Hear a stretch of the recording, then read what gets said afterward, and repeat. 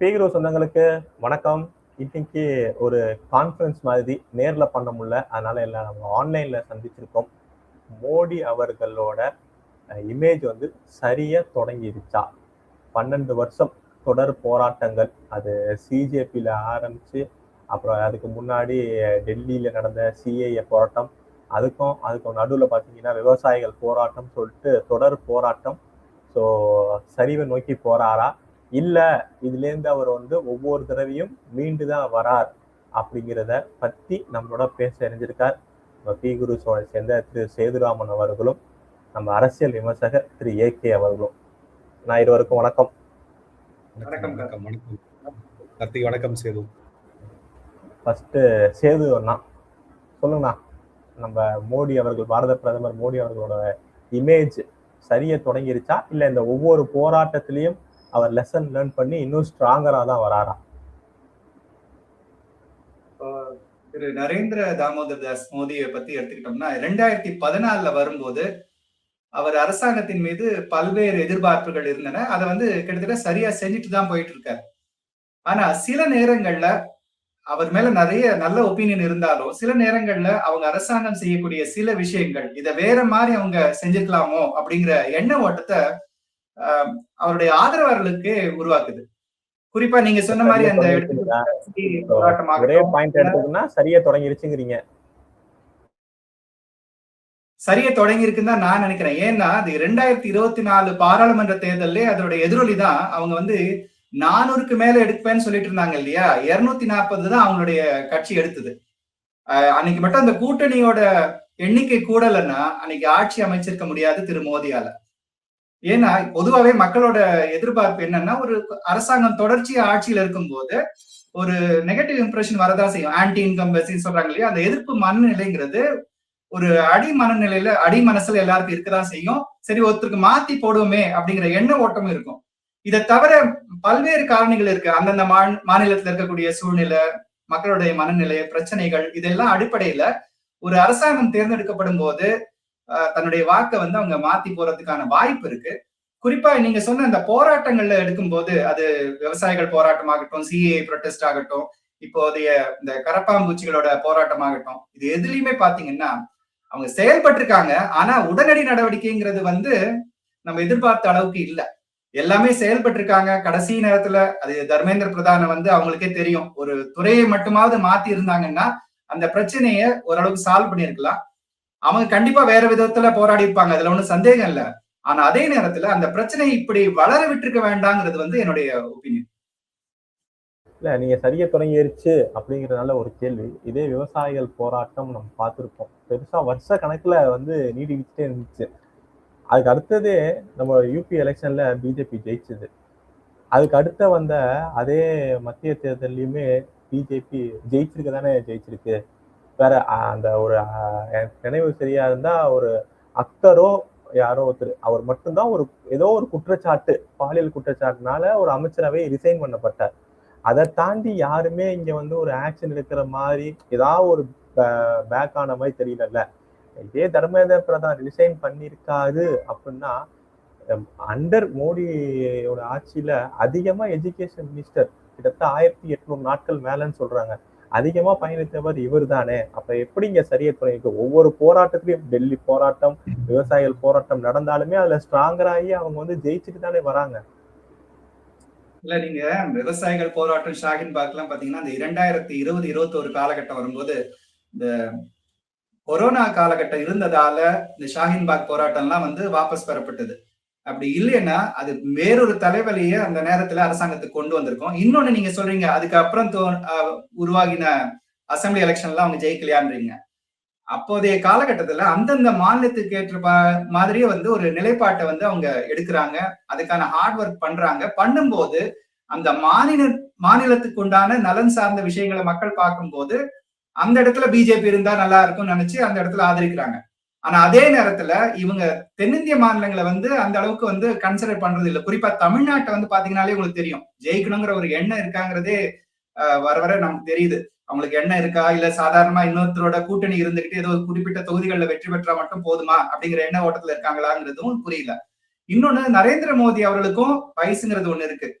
என்னதான் அவர் வந்து தன்னுடைய இமேஜ்னால எல்லா வெற்றியுமே அவர் ஒவ்வொரு மாநிலத்துக்கும் அவரால் எல்லா இடத்துக்கும் போக முடியாது. இவங்க வந்து அடுத்த கட்ட தலைவர்களை வந்து உருவாக்கணும். இருக்காங்க பாஜக வந்து அதுக்கு ஒண்ணும் பஞ்சம்லாம் இல்லை. ஆனா வந்து இது மோடி ஷா அப்படிங்கிற ஒரு மையப்புள்ளியை மட்டுமே வச்சு இருக்கும் போது என்ன ஆகுதுன்னா, சில இடங்கள்ல வந்து வட இந்தியாவில அது அவங்களுக்கு சாதகமான விஷயமா இருக்கும்போது, தென்னிந்தியாவில வந்து அது அவங்களை எதிர்பார்த்த அளவுக்கு வெற்றியை தருமாங்கிறது கேள்விக்குறியாவே தொடர்ச்சியா இருக்கு.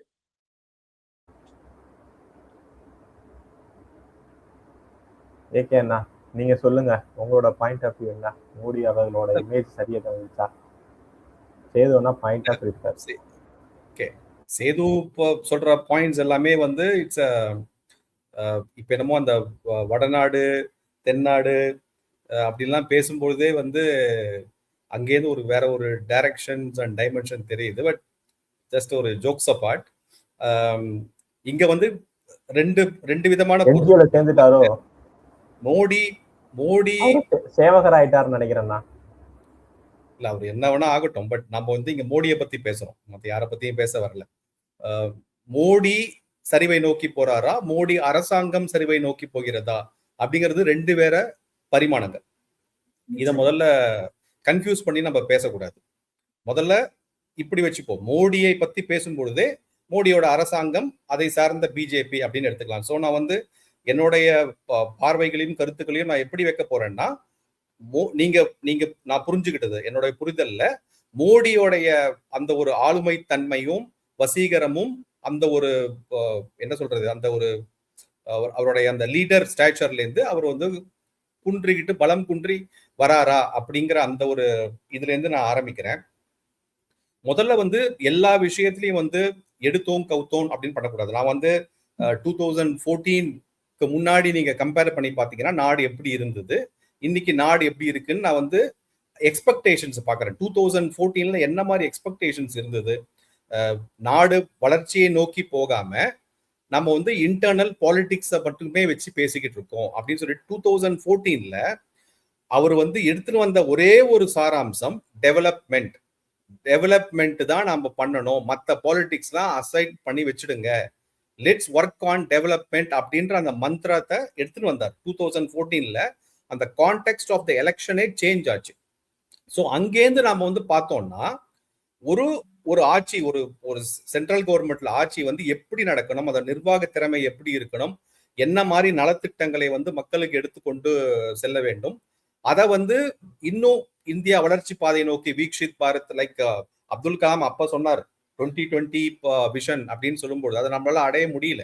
பட் இப்போ இவர் வந்து வீக்ஷித் பாரத் அப்படின்ற திட்டத்துல இன்னைக்கு நாம பார்த்தோம்னா ஒரு யூபிஐ பேமெண்ட், பேங்க் நெட்வொர்க்ஸ், மற்ற ஸ்கீம்ஸ், டிஜிட்டலைசேஷன், டிமானிட்டைசேஷன் வந்த benefit, GST plus lot of infra ப்ராஜெக்ட்ஸ்னு ஒரு தனியா ஒரு லிஸ்டே போடலாம். ஸோ நான் என்ன சொல்ல வரேன்னா, ஃபர்ஸ்ட் அந்த எக்ஸ்பெக்டேஷன், ஒரு லீடர் அப்படின்னா எப்படி செயல்பட வேண்டும், எல்லாரையும் அரவணைச்சு செயல்பட வேண்டும். மோடி சொன்ன வார்த்தையிலேயே நீங்க வந்து முஸ்லிம்க்கு எதிரானவரா அப்படின்னு கேள்வி கேட்டும் போது அந்த 2014 எலெக்ஷன் காலகட்டத்தில் அவர் சொன்னது வந்து, நான் வந்து எல்லாருக்கும் ஆனவன், நீங்க ஏன் வந்து ஹிந்து முஸ்லிம் கிறிஸ்டியன் பிரிச்சு பேசுறீங்க, நான் வந்து எல்லோருக்குமான லீடரா இருப்பேன், கான்ஸ்டிடியூஷன் தான் என்னுடைய டெம்பிள் அப்படின்னு சொல்லிட்டு சாஷ்டாங்கமா நமஸ்காரம் பண்ணிட்டு உள்ள பார்லிமெண்ட்ல அடியெடுத்து வைத்ததுல இருந்து அந்த என்ன மாதிரி நம்ம ஒரு தலைவனை எதிர்பார்க்கிறோம் அப்படிங்கறத அந்த ஃபர்ஸ்ட் அந்த கேள்வி. இப்போ கம்மிங் டு த 2026, 2024ல இருந்து 2026, 2024 உடைய arithmetic calculation, maths, coalition government, அதெல்லாம் வந்து அந்த பொலிட்டிக்கல் சினாரியோல எவாலுவேட் ஆகுது, அப்படியே எவாலுவேட் ஆகுது. அப்போ அதுக்கேத்த மாதிரி அந்த பிஜேபி கட்சியும் தன்னை அடாப்ட் பண்ணிட்டு வருது. தான் எல்லா மாநிலத்திலையும் ஆளணும், தான் எல்லாத்துலயும் வந்து அதிகாரம் செலுத்தணும்னு இல்லாம எங்கெங்கெல்லாம் கூட்டணி ஆட்சி வைக்க முடியுமோ, எங்கெங்கெல்லாம் விட்டு கொடுத்து போக முடியுமோ, எங்கெங்கெல்லாம் சமரசமா போக முடியுமோ, அது யாரா இருந்தாலும் அந்த அரசாங்க நிர்வாகத்தோட அப்படியே வந்த ஒரு அந்த political equation. Coming to this protest 2026, வீக்கஸ்டா தர்மேந்திர பிரதான் ஏன் ரிசைன் பண்ணாரு? இன்னைக்கு வந்து மோடி வந்து நீங்க வந்து எல்லாரையும் வந்து கிராண்ட் டாட்டர், கிராண்ட் சில்ட்ரன் சொல்ல வேண்டாம், உங்க வேலை வந்து நாட்டை ஆளுறது, கவர்ன் பண்றது தான், நாங்க வந்து சிட்டிசன்ஸ் அப்படின்னு ஒரு குரல் எழும்பியிருக்கு. ஓகே, இதுக்கு முன்னாடி அந்த ஷாஹின் பாக்ஜா இருக்கட்டும், இல்ல அதர் ரெட் ஃபோர்ட் இஷ்யூவா இருக்கட்டும், அதர் ஃபார்மர் ப்ரொடெஸ்டா இருக்கட்டும், இங்க வந்து மோடி வந்து எல்லார்கிட்டையும் செவிசாய்க்கிறார். இப்போ இங்க என்ன ஒரு ஹிப்போக்ரட்டிக்கல் தாட் அப்படின்னா, இல்ல அந்த செவி சாய்க்கிறதுங்கிறது எப்பன்னு ஒண்ணு இருக்குல்ல. சொல்றேன், அதுதான் சொல்றேன். எஜுகேஷன் மினிஸ்டரை யூஜிசி ரிஃபார்ம்ஸ் வரப்பயே பயங்கரமான யாருமே எதிர்க்கல. யாரு பிஜேபி ஆதரிச்சாங்களோ, யாரு பிஜேபி ஓட்டு போட்டாங்களோ அவங்க தான் எதிர்த்தாங்க. இதுல நிறைய ரிஃபார்ம்ஸ் பண்ண வேண்டும், இந்த எஜுகேஷன்ல ஒண்ணுமே பண்ணலன்னு சொல்லிட்டு யாரும் பிஜேபி ஓட்டு போட்டாங்களோ அவங்க தான் எதிர்த்தாங்க. அப்பெல்லாம் கேட்காம ஒரு பெருசா வந்தப்புறம் வேற வழியே இல்ல அப்படிங்கிறப்பதானே செவி சாய்ச்ச மாதிரி இருக்கு. இல்ல அதுதான் வந்து ஒரு அந்த மாதிரி நரேட்டிவ்ல தான் நாம வந்து போய் விழறோம். நான் என்ன சொல்ல வந்த விஷயம்னா, இதுக்கு முன்னாடி ஹிப்போக்ரட்டிக்கல் ஸ்டான்ஸ்ன்னு சொல்றேன். I call it as only hypocritical stance. ஏன் அப்படின்னா, ஒரு பிரதமரா இருக்கிறவர், அவர் எந்த ஒரு போஸ்டா இருக்கட்டும், நீங்க வந்து அவரை சொல்ற கருத்துக்களை வந்து கேட்காம இருந்தா, அவரு வந்து தாண்டோடித்தனமா செயல்படுறாரு, ஹிட்லரா இருக்காரு, அவர் வந்து அராஜகமா இருக்காரு, பாசிஸ்ட் அப்படின்னு சொல்ல வேண்டியது. அதாவது பிஜேபி தன்னுடைய குறிக்கோளுக்கும் தன்னுடைய விஷயத்தையும் சார்ந்து சில விஷயங்கள்லாம் பண்ணும் பொழுது எதிர்கட்சியை பத்தி கேட்கறது இல்ல, மக்களுடைய பிரதிபலிப்பை ஈடு செய்யற மாதிரி பண்றது இல்ல, ஒரு செக்ஷனை மட்டும்தான் வந்து சாட்டிஸ்ஃபை பண்ற மாதிரி இருக்கு அப்படின்ற மாதிரி ஒரு ஒரு அத்தாரிட்டேரியன் ஒரு அப்படின்னு சொல்லிட்டு மோடி ஒரு ஹிட்லர், ஒரு அரகண்ட் அப்படின்ற மாதிரி ப்ரொஜெக்ட் பண்ண வேண்டியது. இதே அவர் வந்து எல்லார்கிட்டையும் செவிச்சாய்ச்சி கேட்கிறாரு, சரி சொல்லுங்க உங்க சஜஷன் என்ன, ஓ இப்படி வேணுமா, நான் இப்படி பண்றேன், நான் இங்கே இறங்கி வரேன், ஃபார்மர்ஸ் உங்களுக்கு பிடிக்கலையா, சரி நான் சட்டத்தை வாபஸ் வாங்குறேன், வேற மாதிரி ஒரு டைமென்ஷன் எடுத்துன்னு வருவோம், டீலிமிடேஷன் பில்லு உங்களுக்கு வந்து சவுதர்ன் ஸ்டேட்ஸ்க்கு வந்து நீங்க வந்து என்ன சொல்றது அட்வான்டேஜா இல்லைன்னு சொல்றீங்களா, ஓகே நாங்க ரீக்ரசன்ட் பண்ணிட்டு ரீடிராஃப்ட் பண்ணிட்டு திருப்பி நாங்க எடுத்துட்டு வரோம், இல்ல இந்த சிஜேபி ப்ரொடெஸ்ட்ல உங்களுக்கு இப்படிதான் தேவைன்னா ஓகே நாங்க இறங்கி வரோம்னு சொல்றத வந்து இப்போ வீக்குன்னு ப்ரொஜெக்ட் பண்றீங்க. எந்த வாய் வந்து நரேந்திர மோடிய ஹிட்லர், பாசிஸ்ட், பாசிச அரசாங்கம், அத்தாரிட்டேரியன் ஹிட் அப்படின்லாம் பேசின அதே வாய் ஏன் அப்படின்னா, 2 போராட்டங்கள் நீங்க சொல்ற மாதிரி டெல்லி ரியாட்டா இருக்கட்டும், இல்ல ஃபார்மர் ப்ரொடெஸ்டா இருக்கட்டும், அங்க வந்து ஒரு ஒன் டைப் ஆஃப் வந்து ஒரு இது இருந்தது. இதுல வந்து தேச விரோத சக்திகள் உள்ள நுழைஞ்சிட்டாங்க, அதுக்கான நம்ம சினாரியாவும் பார்த்தோம். அதனால சேது நான் சொன்ன மாதிரி அங்க வந்து கொரோனான்னு வரலன்னா டெல்லி சிஏ போராட்டம் என்ன ஆயிருக்குன்னு தெரியாது. கொரோனா வந்தனாலதான் அது நிச்சயமா போனுச்சு தவிர கவர்மெண்ட் எதுவும் பண்ணல. விவசாயிகள் போராட்டம் காலிஸ்தான் கொடியை ஏத்திட்டாங்க. அதனால அங்க வந்து ஒரு குற்றச்சாட்டுக்கு வாய்ப்பு இருந்தது. இங்க உங்களால ஒண்ணுமே குற்றச்சாட்டு பண்ண முடியல. இது வந்து நீங்க சொல்ற மாதிரி தேச விரோத சக்திகள் வந்துட்டாங்க அப்படிங்கிற ஒரு குற்றச்சாட்டு இல்லாதனாலதான் இங்க செவி சாய்க்கிற மாதிரி இருக்கு. அப்ப கூட நீங்க வந்து மோடி வந்து எல்லாரோடையும் போய் பேசணும். அந்த மே மாசம் அந்த செகண்ட் வீக்ல அந்த பேப்பர் லீக்ல இஷ்யூ வந்து தர்மேந்திர பிரதான் வந்து பப்ளிக்கா வந்து அப்பாலஜைஸ் பண்ணி அக்கௌண்டபிலிட்டி எடுத்துக்கிட்டு, ஆமா என்கிட்ட தான் மிஸ்டேக் இருக்கு, என் துறையில தான் மிஸ்டேக் இருக்குன்னு சொல்லிட்டு சுப்ரீம் கோர்ட்ல கேஸ் ஃபைல் ஆகிட்டு ஒரு ரீடெஸ்டுக்கு ஒரு டேட் அனௌன்ஸ் பண்ணிட்டு ஜூன் 3 சொல்லிட்டு அதெல்லாம் முடிஞ்ச பரமும் கூட இந்த ப்ரொடெஸ்ட்னு ஒரு சிஜேபி வேற ஒரு டைமென்ஷன்ல போயிட்டு அவங்க ப்ரொடெஸ்ட்ல உட்காடுறாங்கன்ற போது கூட நமக்கு தெரியும் வந்து ஓகே ப்ரொடெஸ்ட் தடுக்க முடியாது, பர்மிஷன் வாங்கியிருக்காங்க, ஜந்தர் மந்தர்ல உட்காந்து நீங்க பாட்டு ப்ரொடெஸ்ட் பண்ணிட்டு போங்க. அதை வந்து அவங்க கொஞ்சம் கொஞ்சமா எஸ்கலேட் பண்ணிட்டு போகும்போது அந்நிய நாட்டுக்கு விரோதமான நம்ம நாட்டுக்கு விரோதமான சக்திகள், அந்நிய நாட்டு சக்திகள் எல்லாமே உள்ள வரத அந்த பேசுறது ஹைஜாக் பண்றதெல்லாம் பார்த்துட்டு இருக்கிற காலகட்டத்திலேயே நரேந்திர மோடி கவர்மெண்ட் வந்து ப்ரொடெஸ்ட் போய் பேசணும் அப்படின்னு சொன்னவங்களும் உண்டு. அதாவது அவங்களுக்கு தெரியும் இதுதான் வந்து தேச விரோத சக்திகளோட என்ன பேச முடியும், பேசினால் நடக்காது. இதை தவிர பேக்ரவுண்ட்ல இன்டெலிஜென்ஸ் ரிப்போர்ட்ஸ் இருக்கு, அங்கேருந்து என்ஏலேருந்து மற்ற ஐபிலேருந்து மற்ற டெல்லி இன்டெலிஜென்ஸ்லேருந்து there are lot of reports. இதை வந்து ஒரு பெரிய ஒரு விஷயமா எடுத்துட்டு போறாங்க. நாளைக்கு ஃபார் எக்ஸாம்பிள் அந்த ப்ரொடெஸ்ட்ல இன்னும் கொஞ்சம் வன்முறையா இருந்ததுன்னா அவங்க வந்து சும்மா உங்களுக்கு தெரியாது, பேக்ரவுண்ட்ல வந்து யாராவது 2 ஸ்டூடெண்ட்ஸ் 3 ஸ்டூடெண்ட்ஸ் அந்த சமயத்திலே உயிரிழந்தாங்க, வேற ஏதாவது பாதிப்பு இருக்குன்னா இதை வந்து இன்னும் ஒரு பெரிய ஒரு இன்டர்நேஷனல் லெவல்ல ஒரு ப்ரொஜெக்ட் பண்ணக்கூடிய ஒரு சாத்தியக்கூறுகள் இருக்கிறத கண்ட்ரோல் பண்ண முடியாது யாராலையும். ஸோ அதனால சில விஷயங்கள்லாம் கருத்தில் கொண்டு ஓகே ஒரு பார்ட்டிசிபேட்டிவ் கவர்மெண்டா இருக்கணும், ஓகே அப்போசிஷனா இருந்தா கூட உன் வாய்ஸை கேட்கிறேன்னு சொல்லிட்டு இறங்கி வந்து பேசினாலும் உங்களுக்கு வீக் பிரைம் மினிஸ்டர், இல்ல நான் இப்படிதான் இருப்பேன் அப்படின்னு சொன்னா உடனே அத்தாரிட்டேன். ஸோ நாக்கு இருக்குங்கிறதுக்காக எப்படி வேணா மாத்தி மாத்தி மாத்தி பார்த்து பேசலான்றது கிடையாது. அதுவும் எஸ்பெஷலி இந்த சிஜேபி ப்ரொடெஸ்ட். இப்ப அவரு அதுக்கப்புறம் வந்து ஜென்சியோட வந்து அவர் வந்து இதுவா இல்லை அப்படின்னு வரும்போது அவர் இறங்கி வராரு.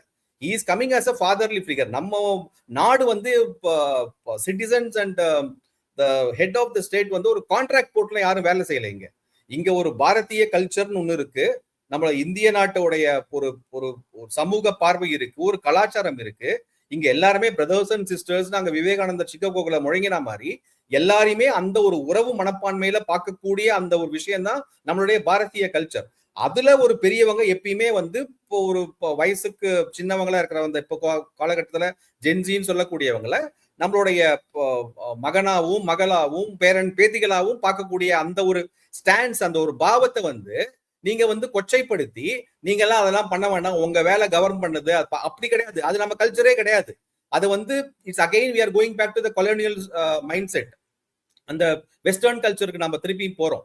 இப்போ இந்த மாதிரி இறங்கி வந்து பேசி அவங்க அம்மாவை பத்தி தப்பா பேசி அவர் வந்து ஓகே பரவாயில்ல மன்னிச்சு விட்டுறேன், நம்ம வீட்டு குழந்தை இனிமே கரெக்டா இருங்கன்னு சொல்றதெல்லாம் கூட உங்களுக்கு தப்பா தோணுது, அது வந்து ஒரு வீக்கா ப்ரொஜெக்ட் ஆகுது அப்படின்னா நீங்க வந்து அப்ப வந்து காந்தியிலேருந்து எல்லாருமே நீங்க வந்து வீக்குன்னு தான் சொல்ல ஆரம்பிங்க. இது வந்து ஒரு ஏற்புடைய வாதமே கிடையாது.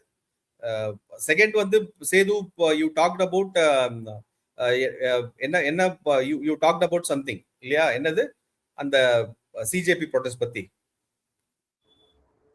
அந்த சாரி வெல்ஃபேர் ஸ்கீம்ஸ் வந்து சதர்ன் ஸ்டேட்ஸ்க்கு வந்து கொடுக்கறது இல்லைன்னு சொல்லிட்டு போய் எடுத்து பாருங்க. முத்ரா லோன்ஸ் வந்து எந்த ஸ்டேட் வந்து அதிகமா வாங்கியிருக்குன்னு தெரியும். எந்த இதுல சவுத்ல அவங்க கான்சென்ட்ரேட் பண்றாங்களா, குறிப்பா தமிழகத்துக்குலாம் கான்சென்ட்ரேட் பண்றது என்ன எனக்கு புரியல. அதுதான் நம்ம பொலிட்டிக்கல் நரேட்டிவ எடுத்து ஓரமா வச்சிடுவோம். Politics is a totally different ball game. நம்ம பாலிடிக்ஸ் பத்தி பேசணும்னா அப்ப யாரோட எப்படி கூட்டணி பண்ணி எந்த சந்தர்ப்பத்துல எப்படி அரசியலை நகர்த்தி பண்ணலாங்கிறது ஒரு தனியான விஷயம். நாம இங்க பேசுறது வந்து பாலிடிக்ஸ் கிடையாது. பாலிடிக்ஸ்னா இந்த நம்ம பேசுற கான்டெக்ஸ்ட் ஆர்குமெண்ட்ஸ் எல்லாமே வேற மாதிரி போயிடும். ஸோ பாலிடிக்ஸ விட்டுடலாம். தமிழ்நாட்டு மேல சதர்ன் இந்தியா மேல அக்கறை இருக்கா இல்லையா அப்படின்ற அந்த கேள்வி வந்து பாலிடிக்ஸ் தவிர்த்து வந்ததுன்னா அப்ப நீங்களே போய் பாருங்க ஜிஎஸ்டியில யாருக்கு வந்து அதிக கான்ட்ரிபியூஷன் அண்ட் ஷேர் வந்தது, எவ்வளோ infra projects and rail projects and other things வந்து கொடுத்துருக்காங்க, எவ்வளோ எய்ம்ஸ் அண்ட் இதை வந்து சாங்ஷன் பண்ணிருக்காங்க. பட் நாம சப்போர்ட் பண்ண மாட்டேங்கிறோம். ரோட்வேஸ் எவ்வளவு சாங்ஷன் பண்ணிருக்காங்க, நம்ம ஸ்டேட் வந்து லேண்ட் கொடுக்க மாட்டேங்கிறோம். அது மாதிரி நிறைய இப்ப கூட ரீசெண்டா தூத்துக்குடி போர்ட் சாங்ஷன், இதுக்கு முன்னாடியே அந்த அந்த கோஸ்டல் மிலிட்ரி பெல்ட் அந்த ரோடுக்கு கொடுத்ததுக்கு நாம எதுவும் பண்ணல. ஒரு ஸ்பேஸ் ராக்கெட் லான்ச் ஸ்டேஷனுக்கு கொடுத்தாங்க, அதை நம்ம பண்ணல. ஏர்போர்ட்டை எதுவும் நம்ம பண்ணல, பிரைவேடைஸ் பண்ண விட மாட்டேங்கிறோம். அது மாதிரி பல விஷயங்களை பாத்தீங்கன்னா நாம தான் வந்து எதிர்ப்பு மனப்பான்மையை காமிச்சிட்டு இருக்கோமே தவிர கவர்மெண்ட் என்னைக்கு இப்ப ஆஸ் ரீசன்ட் மெட்ரோல காசு இல்ல திவால் ஆயிடுச்சுன்ற போது அங்க சென்ட்ரல் கவர்மெண்ட் தான் ஃபண்ட் பண்ணுது. இன்னைக்கும் சென்ட்ரல் கவர்மெண்ட் தான் நிறைய ஸ்கீம்ஸ் பண்ணுது. நீங்க ஸ்டிக்கர் ஒட்டிக்கிறீங்க. போன கவர்மெண்ட்ல டிஎம்கே கவர்மெண்ட்ல ஸ்டிக்கர் ஒட்டுற மாதிரி இந்த கவர்மெண்ட்லயும் ஸ்டிக்கர் ஒட்டுறாங்க. இப்ப இன்னைக்குதான் இந்த ஒரு அப்ரோச்சபிளா ஒரு டிவிகே கவர்மெண்ட் வந்து நித்தி ஆயோக் இதுக்கு சைன் பண்றாங்க, ஜிஎஸ்டி கவுன்சில் மீட்ஸ் எல்லாம் அட்டன் பண்றாங்க, போய் வந்து எங்களுக்கு ப்ராஜெக்ட்ஸ்க்கு ஃபண்டிங் கொடுன்னு கேக்குறாங்க. அதெல்லாம் வந்து இந்த கவர்மெண்ட் அப்பதுக்கு பண்ண மாட்டேன்னு சொல்லிச்சா கவர்மெண்ட்? ஸோ அதனால தமிழர் நலன் சார்ந்து இல்ல, வடநாட்டுக்கும் கான்சென்ட்ரேஷன் ஜாஸ்தியா இருக்கு, தமிழ்நாட்டுக்கு கான்சென்ட்ரேஷன். எனக்கு வந்து லாஸ்ட் இயர் என்னைக்குமே வந்து தமிழ்நாட்டுல பிஜேபி வந்தது இல்லை. 1 சீட்டு 2 சீட்டு 3 சீட்டுக்கு மேல வந்ததே இல்லை. ரைட்டா? அப்போ கடந்த 10 வருஷமா அப்ப தமிழ்நாட்டுக்கு எதுவுமே பண்ணிருக்க கூடாது. எனக்கு தான் ஓட்டு போடவே இல்லையப்பா நீ, நான் உனக்கு எதுக்கு நான் பண்ணணும் அப்படின்னு சொல்லி விட்டுட்டு போயிருக்கலாமே. ஏதாவது ஒண்ணு பண்ணாங்களா? இல்ல முடியாதுன்னு சொன்னாங்களா? இல்ல இப்ப இந்த ரீசெண்டா காவேரி இஷ்யூ, எப்பா தமிழ்நாட்டுல எங்களுக்கு எல்லாம் ஓட்டு போடல, நான் காவேரி கர்நாடகா கவர்மெண்ட்ல தான் நெக்ஸ்ட் பிஜேபி வரப்போகுது, நான் அங்க போய் சப்போர்ட் பண்ணிக்கிறேன், நீங்க கேட்டு போங்க ஃபார்மர்ஸ் அப்படின்னு சொன்னாங்களா யாராவது? இல்ல தமிழரை வந்து நான் முன்னுரிமை கொடுக்க மாட்டேன், தமிழ் வந்து ஒரு இந்த மாதிரி மொழின்னு யாராவது சொன்னாங்களா? இல்ல உனக்கெல்லாம் ப்ராஜெக்ட் சாங்ஷன் பண்ண மாட்டேன்னு சொன்னாங்களா? இல்ல டீலிமிட்டேஷன்ல நாங்க அப்படிதான் சீட் இன்க்ரீஸ் பண்ணுவோம், உனக்கு கிடையாது எக்ஸ்ட்ரா சீட்ஸ் கிடையாதுன்னு சொன்னாங்களா? ஏன்னா ஒரு ஸ்டேட்மெண்ட், ஒரு வார்த்தை, ஒரு செயல் சொல்லுங்க சதர்ன் ஸ்டேட்ஸ் எஸ்பெஷலி தமிழ்நாடுக்கு பாரபட்சமா இருந்திருக்காங்க அப்படின்னு ஏதாவது ஒரு வார்த்தை சொல்லுங்க. சும்மாவே போற போக்குல குருட்டாம் போக்குல வந்து இப்ப இங்க நார்த்துக்கு தான் வந்து ப்ரிஃபரன்ஸ் ஜாஸ்தி, சவுத்துக்கு ப்ரிஃபரன்ஸ் இல்லைங்கிறதெல்லாம் வந்து சில லீடர்ஸ் பண்ற கூடிய ஸ்டேட்மெண்ட் மாதிரி. அது பொலிட்டிக்கல் மைலேஜ். அந்த பொலிட்டிக்கல் லாங்குவேஜ் வேணா நீங்க பேசிக்கங்க. பட் நம்ம இங்க பொலிட்டிக்கல் லாங்குவேஜ் பேச வரல. பொலிட்டிக்கல் லாங்குவேஜ் பேசினா இவ்வளவு டேட்டாஸ் இருக்கு, இவ்வளவு ஸ்டாட்ஸ் இருக்கு, கவர்மெண்ட் ரெக்கார்ட்ஸ் இருக்கு. நாம இங்க பேச வேண்டியது இப்ப இந்த மாதிரி ஒரு செய்கை பிரதமர் வந்து முன்னெடுத்து எல்லாருடைய கருத்தையும் கேட்டு அரவணைச்சு ஒரு அப்போசிஷன் டிபேட் பண்றேன். இப்ப அதுதான் இப்ப சேது நாட்டேன். நான் சொல்ல வந்தது என்னன்னா, அதுவே இல்ல, நிறைய விஷயங்கள் வந்து அவங்க செய்யறாங்க. செய்யக்கூடிய விஷயங்கள், நல்ல விஷயங்களை வந்து மக்களுக்கு போய் சென்று சேருதான்னு பார்த்தோம்னா கண்டிப்பா இல்ல. இந்த சிஜேபி ப்ரொடெஸ்ட் போதே நடந்த விஷயம் மக்களுக்கு கொண்டு சேர்க்கிறது யாரு? மக்களுக்கு கொண்டு போய் சேர வேண்டிய கட்சிக்காரங்க கொண்டு போகணும். கட்சிக்காரங்க மட்டும் தான் கொண்டு போகணுமா? கட்சிக்காரங்க மட்டும் தான் கொண்டு போகணுமா? மினிஸ்ட்ரி இருக்கு, மினிஸ்ட்ரி ஆஃப் இன்ஃபர்மேஷன் பிராட்காஸ்டிங் என்ன பண்ணாங்கன்னு உங்களுக்கே தெரியும். மினிஸ்ட்ரி ஆஃப் இன்ஃபர்மேஷன் பிராட்காஸ்டிங் ஒழுங்கா வேலை செய்யல. ரைட்? இல்ல பிரதமர் இல்ல Setu one by one. Sorry to cut you short. Let's take one by one. Let's come to Ministry of Information Bureau. Okay? Ministry of Information Bureau வந்து ஒழுங்கா செயல்படல. ரைட்டா? அது வந்து யாருடைய ப்ராப்ளம்? யாருக்கு ப்ராப்ளம் அது?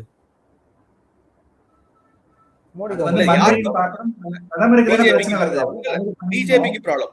ப்ராஜெக்ட்ஸ் நிக்கல, மக்களுக்கு உண்டான விஷயங்கள்லாம் தடுக்கல. ஆனா பிஜேபி வந்து மார்க்கெட் பண்ண தெரியல. அது வந்து ரொம்ப ஒரு ரைட். அது யாருக்கு நஷ்டம்? பொதுமக்களுக்கு நஷ்டமா, பிஜேபிக்கு நஷ்டமா? பிஜேபிக்கு நஷ்டம். பிஜேபி இல்ல அந்த குற்றச்சாட்டுக்கு நானும் ஆமோதிக்கிறேன். அது வந்து பிஜேபி வந்து இப்ப நான் வந்து நல்ல 4 விஷயம் நல்லதா பண்றேன், என்னால மார்க்கெட் பண்ணிட்டு சொல்ல முடியல, ரிப்பன் கட்டிட்டு ஸ்டிக்கர் ஒட்ட முடியல அப்படிங்கிறது வந்து பிஜேபி ஒரு பின்னடைவு. அதை பண்ணிருந்தாங்கன்னா நல்லா வரப்போகுது. பட் இது வந்து entirely BJP as a political party சார்ந்த விஷயம். இதுவும் மக்களுக்கு உண்டான சேவையை தடுக்கிறதும் பண்ணாம இருக்கிறதும் பாராமுகமா இருக்கிறதுக்கும் என்ன சம்பந்தம்? இப்போ நீங்க பிஜேபியை ஆதரிக்க இல்ல ஒன் செகண்ட், இந்த கேள்வி கேட்கறவங்க சொல்றேன், இந்த பிஜேபியை நீங்க ஆதரிக்கிறீங்க அப்படின்னா நீங்க எடுத்துட்டு போங்க, இன்ஃபுளுசர் தானே, நீங்க எடுத்துக்கிட்டு போங்க. 4 குறை சொல்லி இன்ஃபர்மேஷன் பியூரோ வந்து ஒழுங்கா வேலை செய்யல அப்படின்னு சொல்றதுக்கு நீங்க ஒரு 2 விஷயம் பண்ணுங்க. இதெல்லாம் பண்ணிருக்குன்னு சொல்லுங்க. இது இன்டர்னல் விஷயம். இன்ஃபர்மேஷன் மினிஸ்ட்ரி நான் வந்து அதுக்காக சப்போர்ட் பண்ணல. எல் முருகன் ஸ்பெசிஃபிக்கா நான் சொல்றேன், நான் சப்போர்ட் பண்ணல. இன்னும் எஃபிஷியன்ட்டா இருக்கணும். Minister should be efficient, ministry should be efficient. இது வந்து இன்னைக்கு நடந்த ப்ராப்ளம் இல்ல. முருகனுக்கு முன்னாடி இருந்த ஆளும் சரி, அதுக்கு முன்னாடி இருந்த ஆளும் சரி, என்னைக்குமே கம்யூனிகேஷன் டிசாஸ்டர் அப்படின்னா அது பிஜேபி தான். அதுல வந்து மாற்று கருத்தை இல்லை. நான் யாருக்கும் அந்த அதுல முட்டு கொடுக்கல. பட் இத ஒரு காரணமா வச்சுக்கிட்டு ரைட்டா, நீங்க பிஜேபியை ஒட்டுமொத்தமா குறை சொல்லி அவங்க எதுவுமே மக்களுக்கு பண்ணல அப்படிங்கறது வந்து எப்படி? அதுக்கு இதுக்கு என்ன லிங்க் இருக்கு சொல்லுங்க? அதுக்கு இதுக்கு லிங்கே கிடையாது. மீடியா வந்து சரியான விஷயத்தை மக்கள் கிட்ட கொண்டு போறதுலன்றது நல்லா தெரியும் உங்களுக்கு. அப்படி இருக்கும் பொழுது ஒண்ணு இன்ஃபர்மேஷன் பிராட்காஸ்டிங் மினிஸ்ட்ரி நீங்க சொன்ன மாதிரி சரி பண்ணிருக்கணும். அது தவிர இவங்க என்ன பண்ணிருக்கணும், சரியான நடவடிக்கைகளை வந்து, ஏன்னா ஏற்கனவே உங்களுக்கு அனுபவம் வந்திருக்கு, இந்த மாதிரி போராட்டங்கள் எதை நோக்கி போகும், பிரிவினைவாத சக்திகள் உள்ள வருவாங்கன்னு தெரியும். அப்படி இருக்கும் பொழுது இந்த ப்ரொட்டஸ்ட வந்து ரொம்ப சாதாரண விஷயமா ஆரம்பத்துல நினைச்சது வந்து தப்புங்கிறது என்னோட ஃபீலிங். இது வந்து 37 நாளுக்குள்ள வந்து வளர்த்திருக்க கூடாது. இல்ல எந்த இன்ஃபர்மேஷன்ல நீங்க சொல்றீங்க சேது, இது வந்து ஒரு சாதாரண இன்ஃபர்மேஷனாவும் அசால்ட்டாவும் கவர்மெண்ட் வந்து அசிரத்தையாவும் இருந்தாங்கன்ற எந்த இன்ஃபர்மேஷன்ல சொல்றீங்க? எனக்கு புரியல. ஏன்னா இவங்க என்ன நினைச்சாங்கன்னா ஆரம்பத்துல வந்து இது ஒரு சாதாரண ஒரு புதிய அமைப்பு, அந்த அளவுக்கு பெரிய ஆதரவு எல்லாம் இருக்காதுன்னு நினைச்சிருப்பாங்கிறது என்னோட டவுட். ஏன்னா ஒரு 5000 பேர் கூடினா பெரிய விஷயம் நினைச்சிருக்காங்க. கொஞ்சம் கொஞ்சமா அப்படியே கூட்டம் அதிகமாகும், கொஞ்சம் உஷாராயிடணும். இல்ல அது உஷார் ஆகலைங்கிறது வந்து எப்படி உங்களுக்கு நிரூபணம் ஆகுதுன்னு கேக்குறேன். சி உங்களுக்கு வந்து டவுட்னா அது டவுட் தான். அதெல்லாம் விடுங்க, நடந்து போச்சு. இப்ப எனக்கு ஒரு பாயிண்ட் கிளாரிஃபை பண்ணிக்கிறேன். ஒரே ஒரு பாயிண்ட் கிளாரிஃபை பண்ணிக்கிறேன். இல்ல கார்த்தி, ஒரே ஒரு பாயிண்ட். இந்த பாயிண்ட்ல சி கவர்மெண்ட் வந்து round about 24/7 with their intelligence agency they are monitoring each and every situation.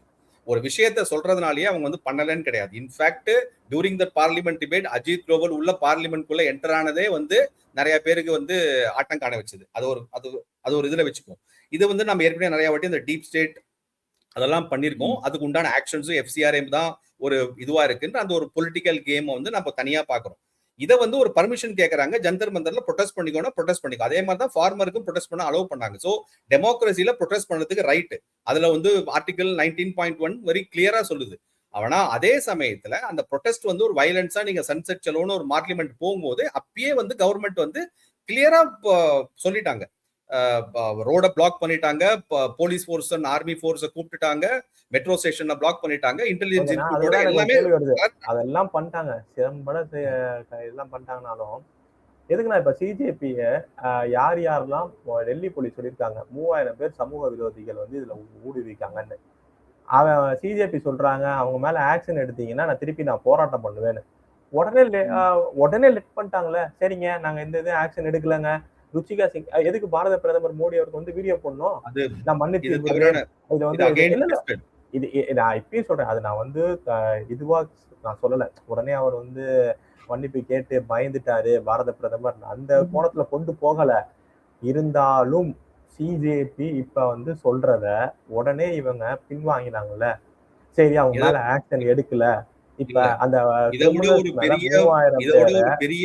இதோட ஒரு பெரிய சதியையும் கலவரத்தையும் தடுக்கிற ஒரு முன்னேற்பாடா எல்லாருமே வந்து இப்போ இந்த டெரரிஸ்ட் செல் பஸ்ட் பண்ற அந்த intelligence agency and other special forces பத்தி சொல்லுவாங்க யூஸ்வலா.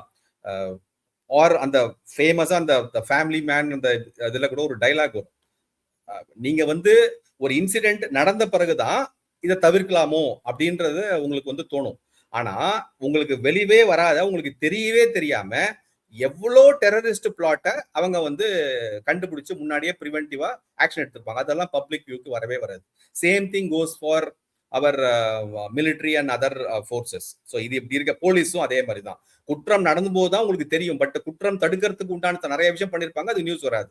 இப்படி இருக்க இன்டெலிஜென்ஸ் ரிப்போர்ட்ஸ் வந்ததுனாலதான் கவர்மெண்ட் வந்து இது வந்து எல்லை மீறி போகக்கூடாது, இதற்கு வந்து ஒரு உறுதுணையா இருக்கிற சக்திகள் வந்து இன்னும் ஊடுருவி இருக்கு, அதை உண்டு சரி இது பண்ணோங்கிறதுக்காக இன்னைக்கு நான் ஒரு காலை பின்னாடி வச்சுட்டு நான் வந்து ஓகே ஃபைன் அப்படின்னு போதுல தப்பு இல்லைங்கிறது வந்து ஒரு கவர்மெண்டோட அழகு. அதை தான் வந்து பிரதமர் வந்து ஒரு ஸ்டேட்ஸ் மேனா பண்ணியிருக்காரு. ஏன் அத்தாரிட்டேட்டிவா இதே வந்து ஒரு ஆஸ்திரேலியா நடந்திருந்தாலோ, அமெரிக்கால நடந்திருந்தாலோ, சைனால நடந்திருந்தாலோ, ரஷ்யால நடந்திருந்தாலோ இன்னைக்கு ஒரு டெனமென்ட் ஸ்கொயர் இஷ்யூ மாதிரி இருக்கும், ஒரு அரப் ஸ்பிரிங் மாதிரி இருக்கும், ஒரு மற்ற ஒரு பெரிய ஒரு விஷயமா இருக்கும். பட் அதை தவிர்த்தாரு. ஏன்னா இங்க வந்து நோக்கமே என்னன்னா இந்த இந்த இந்த இந்த சொல்லக்கூடிய அந்த மோடியோட இமேஜ் வந்து இட்ஸ் ரெப்ரசென்டிங் இந்தியா, அதை குலைக்கணும். அதை வந்து அவரை டார்கெட் பண்ணி அட்டாக் பண்ணா நெக்ஸ்ட் ஸ்டேஜுக்கு நம்ம போறதுக்கு உண்டான விஷயம் அவங்களுக்கு கையில கிடைக்கும். அந்த ஆப்பர்ச்சுனிட்டியை கொடுக்காம உடனே வராரு. ஓகே, அவர் வந்து ஜென்சியோட பேசுறான்னா உடனே வராரு. வித்தின் 3 days இன்ஸ்டாகிராம் போஸ்ட் பாருங்க, ஃபர்ஸ்ட் டே போஸ்ட் எங்கேயோ மூஞ்சியை வச்சுக்கிட்டு அவருக்கு வந்து பண்ண தெரியாம வீடியோ பண்றாரு. நெக்ஸ்ட் டே லைட்டிங்ல இருந்து எல்லாமே இம்ப்ரூவ் ஆகுது. 3rd day 4th day post பாத்தீங்கன்னா பக்காவா ப்ரொஃபஷனலா எப்படி சொல்லமோ மெசேஜ் ஒரு ஆக்ஷன் இல்லனா வீடியோ மெட்டா தூக்கிட்டாங்கனா சேது நான் பேசுறாங்க ஒரு நிமிஷம் சொல்லுங்க. அது பின்வாங்கிறது நல்லதுன்னு சொன்னீங்க. அதை வந்து அவர் முன்னாடியே செஞ்சிருந்தா தர்மேந்திர பிரதான் போன்ற மந்திரியை வந்து இலாக்கா மாத்தியோ இல்ல வேற ஏதாவது நடவடிக்கையோ இல்ல இப்ப ஜென்சி கிட்ட பேசின வீடியோ மாதிரியோ ஏதோ ஒண்ணு பண்ணியிருந்தாருன்னா நிச்சயமா அதற்கான தாக்கம் இருந்திருக்கும். பாசிட்டிவா கூட நல்ல விஷயங்கள் நடந்திருக்கலாம். ஆனா 36-37 நாள் கழிச்சு நீங்க வீடியோ போடுறதாலேயோ இல்ல மந்திரியை ராஜினாமா பண்ண சொல்றதாலேயோ ஒரு ஸ்டெப் நான் பேக் வச்சிட்டேன் பாத்தீங்களா அப்படின்னு சொல்றதாலேயோ என்ன நல்லது நடக்க போகுதுன்னு நினைக்கிறீங்க? இன்னும் கேட்டா இமேஜ் வந்து கேள்வி உங்கள்கிட்ட ஒரே ஒரு கேள்வி. இப்ப மோடி அவர்களே வந்து ஜென்சியோட பேச ஆரம்பிச்சிட்டாரு. நம்ம இன்னொன்னு பார்த்திருப்போம், சோசியல் மீடியால ஸ்ட்ராங்கே வந்து பிஜேபி தான். யாருமே வரதுக்கு முன்னாடி எஃபில வந்தது, யாருக்குமே வரதுக்கு முன்னாடி எக்ஸ்ல வந்தது. அது தன்னிச்சையா வரும். மற்றதுக்கெல்லாம் ஒரு ஐடிவிங்க வந்து அப்படி இப்படின்னு வரும். பட் இன்ஃபுளுசர்ஸோ ஒரு பொதுமக்களோ வந்து பிஜேபிக்கு சோசியல் மீடியால சப்போர்ட் வந்து சோசியல் மீடியால பிஜேபிக்கு தான் அதிகம். அந்த இன்ஸ்டாகிராம குறிப்பா தவற விட்டுட்டாங்களோ. இன்னொன்னு இந்த தேர்ட் ஃப்ரண்ட் அப்படிங்கிறத இமர்ஜ் ஆகுது. நம்ம தமிழகத்திலேயே பார்த்திருப்போம். 2 தவிர யாரும் யோசிக்காத தேர்ட் ஃப்ரண்ட் குறிப்பா இதே இன்ஸ்டாகிராம்ல வந்துருச்சு. அதை இப்பதான் கணிச்சிருக்காங்களா? இன்னொன்னு இந்த வெறும் தர்மேந்திர பிரதான் ரெசிக்னேஷன்ங்கிறது இது ஒரு மற்ற அமைச்சர்களுக்கு ஒரு எச்சரிக்கையா இருக்குமா? பாத்துக்கங்க, எதாவது நடந்தாலும் யாருக்கும் இந்த பதவி நிரந்தரம் இல்லை, பெருசா நடந்துச்சுன்னா நீங்களும் பதவி விலகலாம் அப்படிங்கிற ஒரு எச்சரிக்கையா? சோசியல் மீடியா சொன்னீங்கன்னா சோசியல் மீடியாவில் வந்து முதல்ல பெரிய அளவுல நீங்க சொன்ன மாதிரி முதிரை பதிச்சது வந்து பாஜக தான். 2014 ஆட்சிக்கு வர காரணமா இருந்ததும் ஒரு சோசியல் மீடியாவோட பங்களிப்பு கண்டிப்பா இருந்ததுங்கிறது எல்லாருக்குமே தெரியும். ஆனா வளர்ந்து வரக்கூடிய தொழில்நுட்பத்தை இவங்க சரியா உட்கிரகிச்சுக்கிறாங்களான்னு பார்க்கும்பொழுது பிரதமர் அளவுக்கு கூட இருக்கவங்களால கிரகிக்க முடியலங்கிறது தான் என்னுடைய பார்வை. அவருக்கு வந்து லேட்டஸ்ட் டெக்னாலஜி என்னென்ன விஷயங்களை வந்து எப்படி கொண்டு போனா மக்களை சென்றடையும் அப்படிங்கிறது அவருக்கு ஓரளவு தெரிஞ்சிருக்கு. ஆனா வந்து கூட இருக்கக்கூடியவர்களோ நிர்வாகிகளோ இல்ல கட்சியை சார்ந்தவர்களோ வந்து இந்த ஐடி விங்னு ஒண்ணு வச்சிருக்காங்களே, அவங்க எல்லாம் வந்து இந்த அளவுக்கு ஆக்டிவா செயல்படுறாங்களாங்கிறது வந்து நமக்கு தெரியல. சில பேர் செயல்படுறாங்க தனிப்பட்ட முறையில, சில பேர் தன்னுடைய பார்வையை வெளிப்படுத்துறாங்க, இந்த அரசாங்கத்துக்கு சாதகமான விஷயங்களை சொல்றாங்க, எவ்வளவு நல்ல விஷயங்கள் செஞ்சிருக்காங்க, செயல் திட்டங்கள் பண்ணிருக்கிறதெல்லாம் கொண்டு போய் இவங்க சேர்க்கலங்கிறது தான் உண்மை. அதனுடைய தாக்கம் தான் பிரதமரே நேரடியா களத்துல இறங்கி செயல்பட வேண்டிய சூழ்நிலை வருதுங்கிறது உண்மை. அதே மாதிரி தர்மேந்திர பிரதானுடைய ராஜினாமா வந்து என்ன பொறுத்த வரைக்கும் ராஜினாமாவே செஞ்சிருக்க வேணாம். அவரை வந்து ஒரு இலாக்கா மற்றும் மாற்றம் மட்டும் பண்ணியிருந்தாங்கன்னா இந்த ப்ரொட்டஸ்ட் வந்து ஆரம்பத்திலேயே ஒரு முளையிலே கிளி எறிஞ்சிருக்கலாம். அதை தவிர பேச்சு வந்துச்சுல, நம்மளே பார்த்திருப்போம், நியூஸ் மீடியால பேச்சு வந்துச்சு, நீங்க துறை மாற்றப்படுவீர்கள் இல்லைன்னா வந்து நீங்கள் நீக்கப்படுவீர்கள் ஒரு எச்சரிக்கை மாதிரி இருந்திருக்கிறதுக்கு வாய்ப்பு உண்டு. அந்த பேச்சு வந்துச்சுலன்னா இந்த இது பார்லிமெண்ட் ஆரம்பிக்க செஷன் ஆரம்பிக்க முன்னாடி அமைச்சரவை இலாக்கா மாறதுக்கான வாய்ப்பு பேச்சு வந்துச்சு. சோ அந்த பேச்சு வளர்ந்த உடனே வந்தது. நினைக்கிறப்ப இந்த மாதிரி போராட்டம் வந்தா என்ன பண்ண முடியும்? அது ஒரு விஷயம் இருக்குல்ல. அவங்க அது தனிப்பட்ட தன்னுடைய கௌரவத்துக்கு இழுக்குன்னு அரசாங்கம் நினைச்சாங்களா இல்ல மோடி அமித்ஷா உள்ளிட்டவர்கள் நினைச்சாங்களா நமக்கு தெரியல. அப்படி பார்க்கும்போது அதை மட்டும் கொஞ்சம் விட்டு கொடுத்து போயிருந்தாங்கன்னா அது ஒரு தவறு செஞ்சா, ஏன்னா இது முன்னாடியே பாத்தீங்கன்னா இதுக்கு உதாரணங்கள்லாம் இருக்கு. லால் பகதூர் சாஸ்திரியில ஆரம்பிச்சு லால் கிருஷ்ண அத்வானி வரைக்கும் உதாரணங்கள் இருக்கு. ஏதாவது ஒரு குற்றச்சாட்டு வந்தா தன்னுடைய பதவியிலிருந்து விலகி இருந்துட்டு அந்த குற்றச்சாட்டை எதிர்கொண்டு மீண்டும் அதுல இருந்து வெளிவந்து திரும்ப மந்திரியா இருக்காங்க. அப்படி அவங்க மேல அது அவங்க மேல வந்து குற்றச்சாட்டு வரல. ஆனா இவங்க வந்து என்ன சொல்றாங்க, அத்வானி அவரு பர்சனலா இன்வால்வ் ஆனாரு. அது மாதிரி எந்த நீங்க சிவராஜ் பட்டேல் வந்து இன்வால்வ் ஆனாரு. பட் இங்க Dharmendra Pradhan is not involve in this. நீங்க வந்து ஏ ராஜா எடுத்தா கூட அவர் மேல குற்றச்சாட்டு இல்ல துறை மேல ஒரு குற்றச்சாட்டு இருக்கும் போது தானா முன் வந்து அதை கொஞ்சம் அவர் சரி பண்ணிருக்கலாம். அவர் நினைச்சிருந்தாருன்னா பண்ணிருக்கலாம், இல்ல அரசாங்கம் நினைச்சிருந்தாலும் பண்ணிருக்கலாங்கிறதா என்னுடைய இதுதான் நரேட்டிவ் செட்டிங். இதுதான் நரேட்டிவ் செட்டிங்னு சொல்றேன் நானு. ஒரு பேப்பர் லீக் நடந்தது, சிபிஎஸ்இ லீக் நடந்தது. முதல்ல நீட்னாலே நிறைய பேர் தெரியும். நீட் லீக் நடந்த உடனே ராதாகிருஷ்ணன் கமிட்டி போட்டது யார்? யாரா பிரஷர் போட்டாங்களா? எனக்கு ஒரு கேள்வினா, இதுல நான் வந்து சேதனோட சப்போர்ட். ஒரே ஒரு கேள்வி, யூஜிசி ரிஃபார்ம்ஸ் சுப்ரீம் கோர்ட் சொல்லுது, என்னங்க திடீர்னு நீங்க வந்து 9வது மாணவருக்கு இப்போ வந்துட்டீங்க, நீங்க ஒரு வருஷம் கழிச்சு தானே இம்ப்ளிமெண்ட் பண்றேன்னீங்க, இது யாரு கீழே இருக்கு? யாரு கீழே இருக்கு? அப்ப அதே தர்மேந்திர பிரதான் இதுக்கு நான் பொறுப்பேற்றுக்கிறேன்னாரு. ஆமாங்க தெரியல, இந்திய திடீர்னு இம்போசிஷன் பண்ணிட்டாங்க. அப்ப ஒரு அது கீழேயும் ஒரு அட்மினிஸ்ட்ரேஷனை இப்ப வந்து கையாளத்தனம் தானே. இந்த நீட்டு விளக்கமே விட்டுருங்க, நீட்ல அவருக்கு இதுவே தொடர்பே கிடையாது. பேப்பர் செட் பண்றதுல இருந்து வாட்ச்மேன்ல இருந்து டிரைவர்ல இருந்து இன்வால்வ் பண்ணிட்டா ரைட்டு. யூஜிசி ரிஃபார்ம்ஸ் ஹிந்தியை இம்ப்ளிமெண்ட் பண்றது ஒரு அமைச்சருக்கு தெரியாம வந்திருக்கு. அது பெருசாகி அதுக்கும் நான் பொறுப்பேற்றிருக்கேன்னா எல்லாத்துக்கும் பொறுப்பேற்றிட்டே இருக்க வேண்டியதானே. அது அந்த மிஸ்டேக்கை வந்து ரிஃபார்ம் பண்ணிக்க அப்ப என்ன பண்ணிருக்கணும்? இல்ல அட்மினிஸ்ட்ரேட்டிவா நிறைய விஷயம் பண்ணணும். அதுல வந்து நிறைய கோல் விட்டுட்டாங்க. அந்த கம்யூனிகேஷன் அதெல்லாம் வந்து நான் மறுப்பே சொல்லல. பட் நான் வந்து சொல்றது என்னன்னா, ஒரு மினிஸ்டர் ஒரு விஷயம் நடந்த உடனே நம்ம வந்து ஃபர்ஸ்ட் பேசினது வந்து அக்கௌண்டபிலிட்டி ரெஸ்பான்சிபிலிட்டி எடுக்கணும் அப்படிங்கறத அந்த ஒன் ஆஃப் த ஒரு மோட்டோவா இருந்தது, அப்ஜெக்டிவா இருந்தது இந்த சிஜேபி ப்ரொடெஸ்ட். அதுக்கு முன்னாடி ஆர் சிஜேபியை சப்போர்ட் பண்ணாதவங்க கூட அந்த அக்கௌண்டபிலிட்டி ரெஸ்பான்சிபிலிட்டி வார்த்தையை புடிச்சுக்கிட்டாங்க. அந்த வார்த்தைக்காக சொல்றேன் நானு, அவர் அக்கௌண்டபிலிட்டி எடுத்து ரெஸ்பான்சிபிலிட்டி எடுத்ததுனாலதான் பொறுப்பு உணர்ந்தாரு, கமிட்டி போட்டாரு, ரெக்கமெண்டேஷனை சும்மாவே விடல, ரெக்கமெண்டேஷனை இம்ப்ளிமெண்ட் பண்ணாரு. அதை வந்து ராதாகிருஷ்ணனே வந்து சுப்ரீம் கோர்ட்ல வந்து அபிடவிட்ல சொல்லியிருக்காரு, ஆமா இன்ஃபார்ம் இம்ப்ளிமெண்ட் பண்ணிருக்காங்க. ஷார்ட் அப்போ வந்து கொடுத்த recommendation short term, next exam ஒழுங்கா நடக்கணும், பேப்பர் லீக் வந்து லாஜிஸ்டிக்ஸ் நடக்குது, டிராவல் பண்ணும் பொழுதோ மொழி மாற்றத்தில் நடக்குது, அதை நீங்க தடுக்கிறதுக்கு உண்டான ஷார்ட் டேர்ம் மெஷர்ஸ் பண்ணணும். லாங் டேர்ம் மெஷர்ஸ் தான் வந்து சிபிடி கம்ப்யூட்டர் பேஸ்ட். அது ஷார்ட் டேர்ம் மெஷர்ஸ்க்கு ஃபோக்கஸ் பண்ணாங்க, இதெல்லாம் பண்ணாங்க. அதை வந்து இவங்க சொல்ல தெரியல. அதெல்லாம் நான் அந்த அகைன் ஐஎம்பி மினிஸ்ட்ரி இதெல்லாம் நான் ஒத்துக்கிறேன், அதெல்லாம் நான் உண்மை கொள்ள. பட் அக்கௌண்டபிலிட்டி ரெஸ்பான்சிபிலிட்டி இல்லன்னு சொல்றது தப்பு. அட்மினிஸ்ட்ரேட்டிவா கேள்வியா வச்சுக்கிறேன் உங்கள்கிட்டயும் அவர்கிட்டயும். முன்னாடிலாம் வந்து ஒவ்வொரு தேர்தலுக்கும் ஏதாவது ஒரு சம்பவம் இருக்கும். என்ன நடக்க போகுது, இவங்களோட தேர்தல் அறிக்கையை அடுத்த இம்ப்ளிமெண்ட் பண்ணுவாங்களா. பிஜேபின்னு எடுத்துக்கிட்டீங்கன்னா 370 ராமர் கோவில் அவங்க பாட்டு 10 வருஷம் ஓட்டிட்டு வந்துட்டாங்க. பட் வருகிற தேர்தல் அது இல்லாம அக்கௌண்டபிலிட்டி இன்னுமே நீங்க வந்து ஜவஹர்லால் நேரு, இந்திரா காந்தியை குற்றச்சாட்டு சொல்ல முடியாது. 15 வருஷம் சாலிடா அவங்கள்ட்ட ஆட்சியை கொடுத்துட்டாங்க. இன்னும் நாங்க மாத்த முடியல அப்படின்னா நேருங்க அப்படின்னா மக்கள் வந்து இப்ப கிடையாது. இந்த ப்ரொட்டஸ்ட் எனக்கு தெரிஞ்ச அளவுல பிரதமர் அவர்களே வந்து வீடியோ போட்டாங்கல்ல. காரணம் என் இதுல மூளை கேட்ட அளவுலனா மிடில் கிளாஸோட மாணவர்கள் வந்துட்டாங்க போராட்டத்துக்கு. ஏன்னா மிடில் கிளாஸ் தான் பிஜேபியோட பில்லரே. ஸோ அந்த மாணவர்களே உண்மையாக பாதிக்கப்பட்டாங்க. அவங்க அறியாம இதுலயே வந்துட்டாங்கிற ஒரு பயமும் அச்சத்திலேயே தான் பிரதமரே வந்துட்டார். நேர்ல இறங்கி நான் அக்கௌண்டபிலிட்டி எடுத்துக்கிட்டு பண்றேன்னு. ஸோ வருகிற தேர்தல் பிஜேபி இன்னும் பழச பேசாம பிரதமர் அது மாதிரி இறங்கி வந்து அட்ரஸ் பண்ணது இல்ல எப்படி நல்ல இருக்க விஷயம் பிஜேபிக்கு இல்ல, எவ்வளவு கெட்ட விஷயம் அது நல்ல விஷயம் தான். இதை நல்ல எப்படி விஷயம் சவால தானே இல்ல எதிர்க்க நல்ல விஷயம் தானே நல்ல எப்படி விஷயம் தானே சவால நல்ல விஷயம் தான். எப்படி சமாளிக்க அப்போ போறாங்கன்னு கேக்குறேன். அவர் இறங்கி அடாப்ட் அப்படிதான் வந்து இருக்கும். இத வந்து முதல்ல அந்த போராட்டத்தோடைய காரணக்காரியே வந்து இந்த சிஜேபி கிடையாது. அதுக்குள்ள இருக்கிற ஒரு சதி, அந்நிய நாட்டு சதிங்கிறத வந்து நம்ம முதல்ல தெரிஞ்சுக்கணும். இன்னும் பெரிய லெவல்ல தடுக்கப்படுத்த வேண்டிய விஷயமா இருக்கிறதுனாலதான் இன்னைக்கு வந்து ஒரு கவர்மெண்ட் 2 ஸ்டெப் பின்னாடி எடுத்து போறது அப்படிங்கறத பார்க்கணும். அதே சமயத்துல பாதிக்கப்பட்ட உண்மையான மாணவர்களுக்கு வந்து பதில் சொல்ல வேண்டிய கடமையும் பிஜேபிக்கு இருக்கு. அதுக்கு உண்டான பொலிட்டிக்கலா if they have to correct themselves or அதுக்கு உண்டான டேமேஜ் அவங்க எதிர்ப்பாங்கன்னா சந்திக்கணும்னா அதை சந்திச்சு தான் ஆகணும். அதுலயும் மாற்று கருத்து இல்ல. ஸ்டூடெண்ட்ஸ் மேல எஃப்ஐஆர் போடக்கூடாதுன்ற அந்த அக்ரிமெண்ட்ல அவங்க சொன்னது வந்து ஸ்டூடெண்ட்ஸ் மேல, ஜென்யூன் ஸ்டூடெண்ட்ஸ் மேல போட மாட்டேன்னு இன்னைக்கு அந்த ஸ்டாண்ட்ஸ்ல தான் இருக்காங்க.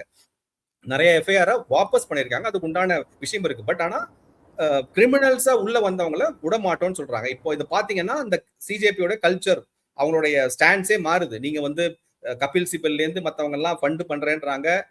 ப்ரொஃபானிட்டியை வந்து ஜஸ்டிஃபை பண்ணிட்டு அந்த ஸ்போக்ஸ் பர்சன் தாஸ் பேசுறாரு.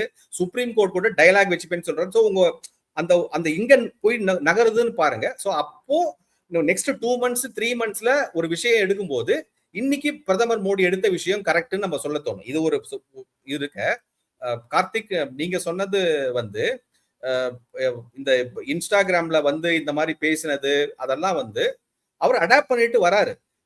இது வந்து he setting a higher bench mark. நீங்க என்ன உங்களுடைய இதுவே வந்து மோடி வந்து ஒரு அராஜகம், ஒரு ஹிட்லர், அவர் வந்து யார் சொல்றதையும் கேட்க மாட்டாரு, அடமெண்ட் அப்படின்னு அந்த இமேஜை வந்து ப்ரொஜெக்ட் பண்ணிட்டு இருந்தீங்க. இவங்க சொல்றதை கேட்கல, ஓபிசியை பத்தி கவனிக்கல, முஸ்லீமை பத்தி கவனிக்கல, இந்துஸை பத்தி கவனிக்கல, அந்த மாதிரி ஒரு பில்டப் நரேட்டிவை செட் பண்ணும்போது இன்னைக்கு அவர் கீழே வந்து நான் கவனிக்கிறேன், ஸ்டூடெண்ட்ஸ் இருந்தாலும் சரி, இன்னைக்கு சின்ன பசங்கள்ல இருந்து பெரிய ஆள் மட்டும் நான் கவனிக்கிறேன்னு அவர் கீழே இறங்கி வந்து அந்த அத்தாரிட்டேட்டிவ் இமேஜ இது எடுத்துக்கிட்டு நான் எல்லோருக்குமானவன்ற அந்த ஒரு ஸ்டாண்டர்டை மேல வைக்கிறாரு. அதோடைய கான்சிக்வன்சஸ் உடனே பாருங்க. டி.கே. சிவகுமார் கர்நாடகால மோடி முன்னாடி பேசும்போது என்ன பேசுறாரு? நீங்க வேற ஏதாவது பேச முடியுமா? இந்த மாதிரி ஒரு பேசின ஒரு பிரதமர் கிட்ட, அந்த ஸ்டாண்டர்ட் ஒரு ஹை லெவல்ல வைக்கிறவர்கிட்ட போயிட்டு நின்னுகிட்டு அதெல்லாம் நீ இப்படி சொன்னாலும் நம்ப முடியாது, நாங்க அப்படிதான் எதிர்ப்போம் அப்படின்னு சொன்னீங்கன்னா உங்களுக்கு தான் கெட்ட பேர் வரும். சோ நீங்களும் உங்க ஸ்டாண்டர்டை ஹையரா வச்சுக்கணும். இது ராகுல் காந்திக்கும் மத்தவங்களுக்கும் ஒரு பெரிய ஒரு பின்னடைவு. நாளைக்கு இந்த லெவல்ல ஈக்குவேட் பண்ணி பேசணும். இப்ப இவ்வளவு சொல்றாங்களே, இவ்வளவு நொல்ல சொல்றவங்களுக்கு எல்லாம் என்னைக்காவது ஒரு நாள் வந்து எஃப்சிஆர்ஏல என்ன மாதிரி அமெண்ட்மெண்ட் பண்ணும், இல்ல ராதாகிருஷ்ணன் கமிட்டியில என்ன மாதிரி சொல்யூஷன் எடுத்துன்னு வந்திருக்கணும், இல்ல இந்த பில்லுல பெனால்டி கொடுத்த அந்த ஆக்ட்ல வந்து என்ன மாதிரி ஒரு ஸ்ட்ரக்சர் எடுத்துட்டு வந்திருக்கணும், எப்படி அட்மினிஸ்ட்ரேட்டிவ் பண்ணோம், ஏதாவது ஒரு சொல்யூஷன் கொடுத்தாங்களா? இது வரைக்கும் எங்கேயாவது நீங்க ஒரு சொல்யூஷன், ஒரு அப்போசிஷன் பார்ட்டி ராகுல் காந்தில இருந்து, பிரியங்கா காந்தில இருந்து, சிஜேபில இருந்து, ஆர் வந்து பிஜேபிக்குள்ளேயே பிஜேபியை திட்டுறவங்கல இருந்து, R Congress, காமிஸ், urban நெக்சல்ஸ், anti nationals யார் எடுத்தாலும் யாராவது ஒருத்தர் சொல்யூஷன் கொடுத்தாங்களா? எல்லாருமே வந்து உரிமை, ஃப்ரீடம் ஆஃப் ஸ்பீச் அப்படின்றாங்க, பேரண்ட்ஸ்க்கு சப்போர்ட் பண்ணோன்றாங்க, அஃபெக்ட் பண்ண இதோ அதெல்லாம் மாற்று கருத்தே இல்ல. அதெல்லாம் கவர்மெண்ட் சப்போர்ட் பண்ண மாட்டேன்னு சொல்லல. பட் இவங்க நோக்கம் என்னன்னா, இதோட சொல்யூஷன் பார்ட்டிசிபேட்டிவா வராத நோக்கம் என்னன்னா, அந்த இமேஜை டார்னிஷ் பண்ணா எல்லாமே நடக்கணும்னு சொல்லிட்டு அதுக்கு மோடி வந்து விட்டு கொடுக்கல. அவர் கீழே இறங்கி வந்து இதுதானப்பா உனக்கு தேவை நான் பண்றேன், இதுதானே உனக்கு தேவை நான் பண்றேன்னு சொல்லிட்டு இறங்கி வந்து எல்லாரையும் அரவணைச்சு ஒரு ஜென்சியும் சேர்த்து அவர் வந்து இறங்கி பண்ணிருக்காருன்னா we should appreciate that. அதை அப்ரிஷியேட் பண்றதை விட்டுட்டு இன்னைக்கு வந்து அவர் வந்து பாருப்பா இறங்கி வந்துட்டாருப்பா, இன்னைக்கு அவர் தான், அவர் புகழ் போயிடுச்சு, அவர் பிஜேபி போயிடுச்சு, அவ்வளவுதான், அவர் வந்து சரண்டர் ஆயிட்டாரு அப்படின்னு பேசுறது வந்து எப்படி இருக்குன்னா, இதே பீப்புள் தான் 2 years before, 3 years before, 10 years before, Modi is authoritarian, Modi is a Hitler, Modi is adamant, BJP will not listen to சொன்ன அதே ஆளுங்க தான் இன்னைக்கு வந்து பிஜேபி லிசன் பண்ணும்பொழுது வேற மாதிரி பேசுறாங்க. அதனாலதான் இது ஹிப்போக்ரிட்டிக்கல்னு சொன்னேன். சோ இதுல எனக்கு மாற்று கருத்தே இல்லை. அண்ணா உங்கள்ட்ட இது என்ன கேள்வியா, இன்னுமே பழி போட முடியாம வேற மாதிரி அரசியலே போகுது. இந்த ஜென்சி அப்படிங்கிற பேர்ல அவங்க எப்படி ஒரு கேஸ்ட் மதமா வந்து ஓட் பேங்கா பார்த்தாங்களோ, இப்ப சென்சி வந்து ஓட் பேங்கா பார்த்துட்டாங்க. ஸோ இது பிஜேபிக்கு வருங்காலங்கள்ல எவ்வளவு சேலஞ்சா இருக்க போகுது. சவுத்துல காங்கிரஸ் பயங்கர ஸ்ட்ராங் ஆயிட்டு இருக்காங்க. தமிழகத்துல நீங்க சொல்ற மாதிரி விஜயை வச்சு இன்னும் நல்லா ஸ்ட்ராங்காவே ஆகலாம். So challenges for BJP. BJP பாத்தீங்கன்னா சேலஞ்சஸ் சரியா கணிக்கக்கூடியதுல வல்லவர்கள் தான், அதுல ஒண்ணும் சந்தேகம் இல்லை. நம்ம பல மாநில தேர்தல்கள்ல பார்த்திருக்கோம். அவங்களோட வியூகங்களை மாத்திக்கிட்டு தமிழகத்துல ஒண்ணும் பண்ண மாட்டேங்கிறாங்கன்னு இல்ல. தமிழ்நாட்டுல என்ன பிரச்சனைன்னா, இப்ப அந்த தமிழகத்தோட வியூகம் வந்து சேதுவுக்கு சாதகமா இல்ல, அதனால அவர் வந்து தமிழகத்தை சொல்லுவாங்க. இல்ல சாதகம் இருக்கிறதெல்லாம் இல்ல. அவங்க நினைச்சாங்கன்னா நிறைய பிரச்சனைகள் இருக்கு, பேச முடியும். பேசி அதை சரியான வழியில மக்கள் கிட்ட கொண்டு போனாங்கன்னா கண்டிப்பா பிஜேபி வந்து தமிழ்நாட்டுல ஒரு நாள் ஆட்சிக்கு வரக்கூடிய கட்சியாக தான் இருக்கும். இந்த ஒன்று எல்லாம் இல்ல, 15, 25, 45 எண்ணிக்கை கூட்டிக் கொண்டே மத்த மாநிலங்களை போற மாதிரி இங்கேயும் ஆட்சிக்கு வரக்கூடிய கட்சி தான் அது. ஆனா இங்க செயல்படக்கூடிய அளவுல மற்ற மாநிலங்களை செயல்படக்கூடிய அந்த வேகம் வந்து இங்க இருக்கணும். அதுதான் முக்கியம். அதுதான் என்னுடைய எதிர்பார்ப்பு, வேற ஒண்ணும் இல்லை. பிஜேபியை பாத்தீங்கன்னா இப்போ இன்னும் ஒரு 3 ஆண்டு காலம் வந்து அவங்களுக்கு இருக்கு, ஆட்சி இருக்கு. இந்த 3வது ஆட்சி காலத்துல இந்த 3 ஆண்டு காலத்துக்குள்ள நீங்க சொன்ன மாதிரி அந்த ஜென்சியோட உணர்வுகள், அவங்க வந்து இப்போ கொஞ்சம் வித்தியாசமானவங்களா இருக்காங்க. அவங்களுக்கு வந்து இந்த சாதி பிரச்சனையோ மொழி பிரச்சனையோ மத பிரச்சனையோங்கிறது வந்து பெரிய அளவுல வந்து அவங்க எதிர்பார்க்கறது இல்லை. அவங்களுக்கு தேவை வந்து சில விஷயங்களை செய்யறாங்களா இல்லையா, அவங்களுக்கு என்ன புரிதல் இருக்கோ அந்த புரிதலுக்கு ஏற்ற மாதிரிதான் அவங்க வந்து ஒரு தலைவரை வந்து பாக்குறாங்க. அவங்க இவர் வந்து நல்லவரா இருக்கலாம். விஜய் தான் அதுக்கு சரியான உதாரணம். நம்ம எல்லாரும் நினைச்சது வந்து எல்லா அனலிஸ்டும் சொன்னது என்னன்னா விஜய் வெற்றி பெற மாட்டாருன்னு தான் சொன்னாங்க. ஆனா நம்ம பார்த்தோம்னா அந்த மக்களுடைய மனப்பான்மை மன ஓட்டத்துல புரிதல்ல அவருக்கு ஒரு மரியாதை இருந்திருக்கு. அது வந்து வெளிப்படையா தெரிஞ்சிருக்கு. அது வாக்கா மாறினதையும் பார்த்தோம். அதனால பாஜக வந்து இந்த இருக்கக்கூடிய இந்த 3 ஆண்டுகள், அதுக்குள்ள நிறைய சட்டப்பேரவை தேர்தல்கள் எல்லாம் வரப்போது நம்ம பார்க்க போறோம். அவங்களுடைய நிச்சயமா அவங்களுடைய செயல்பாடுகள்ல மாற்றம் இருக்கும். மாற்றங்கள் இருந்தால் மட்டும்தான் 2029 ஒரு எதிர்பார்ப்போட நிச்சயமா இருக்கும். ஏன்னா வந்து 3 ஆட்சி காலத்தை முடிக்கும் போது குஜராத் மாதிரி எல்லா நேரத்திலையும் நம்ம எதிர்பார்க்க முடியாது. ஒரு சின்னதா மக்கள் கிட்ட ஒரு என்னன்னா இருக்கட்டுமே, இன்னொருத்தருக்கு ஒரு மாற்றத்தை தருவோம், அவருக்கும் ஒரு வாய்ப்பை தருவோம் அப்படின்னு ராகுல் காந்தியை நோக்கி போனாங்கன்னா இந்தியாவோட வளர்ச்சி பாதைங்கிறது வந்து பெரிய அளவுல பாதிப்பை உருவாக்குங்கிறது எல்லாருக்குமே தெரியும். அதனால பிஜேபி இப்போதாவது விழித்து கொண்டு இன்னும் 3 ஆண்டு காலத்துல இந்த இமேஜ் மோடிங்கிற ஒரு இமேஜை விட்டுருங்க, பொதுவாவே பாஜகவோட அரசாங்கம் என்னென்ன விஷயங்கள் நல்ல விஷயங்கள் செஞ்சிருக்காங்களோ அதை சரியான விதத்துல மக்களுக்கு இன்னும் வேகமா சென்றட. அவங்க செய்யலாம் சொல்லல, செய்யறாங்க. செஞ்சதை போய் சொல்ல தெரியல அவங்களுக்கு. அந்த விஷயத்த மட்டும் சரியா செஞ்சாங்கன்னா 2029 திரும்பவும் மோடி தலைமையிலான அரசாங்கம் வருவதற்கு எந்த பிரச்சனையும் இருக்காது. அதை அவங்க சரியா செய்யணுங்கிறதா எதிர்பார்ப்பு. இல்லைன்னா ரொம்ப கஷ்டம். அந்த 3 பாயிண்ட் தான் எனக்கு இதுல வந்து பிஜேபி எப்பயுமே வந்து அடாப்டபிள் கட்சி. எந்த சமயத்துக்கு ஏற்ற மாதிரி தன்னை அடாப்ட் பண்ணி செதுக்கி வருது. அதுலதான் கூட்டணி, அந்த தர்மம், பொலிட்டிக்கலா நம்ம பாக்குறோம், மற்ற விஷயங்களையும் பாக்குறோம். ஸோ அதனால 3 இயர்ஸ்ல கண்டிப்பா இப்போ இது வந்து ஒரு அடாப்டிவ் ஸ்டேஜ். இப்போ இந்த மாதிரி ஒரு ட்ரெண்ட் இருக்கு. நம்ம இப்பதான் ஜென்சி பத்தி பேசுறோம், இன்ஃபர்மேஷன் வார். இது இன்ஃபேக்ட் இது வந்து காக்னிட்டிவ் வார், அதை பத்தி பேசுறோம். நிறைய ஈகோ சேம்பர்ஸ் இருக்கு. அதனாலதான் வந்து இந்த கவர்மெண்ட் வந்து இன்எஃபிஷியன்சி இது வந்து ரொம்ப ஸ்ட்ராங்கா இருக்கு. இந்த ஈகோ சேம்பர்ஸ், அதுக்கு இன்ஃபர்மேஷன் அண்ட் ஐபி மினிஸ்ட்ரி வந்து இதோட இன்னும் ஸ்ட்ராங்கா இருந்திருக்கணும். இல்லைங்கிறது ஒரு வீக்னஸ். அதை வந்து யாரும் மறுக்கவே இல்லை. அதை அடாப்ட் பண்ணிட்டு வெளில வருவாங்கங்கிறது ஒரு விஷயம். செகண்ட் வந்து அந்த 3 இயர்ஸ் ஸ்டேஜ்ல தே வில் கம். இன்னொரு பாயிண்ட் சேது சொல்லும் பொழுது, சேது யூ மென்ஷன் தட் இது வந்து என்னது, like you said something about இங்க வந்து எடுத்து நிறைய இது வரும், சொல்லணும், கம்யூனிகேட் பண்ணணும்னு சொன்னீங்க இல்லையா.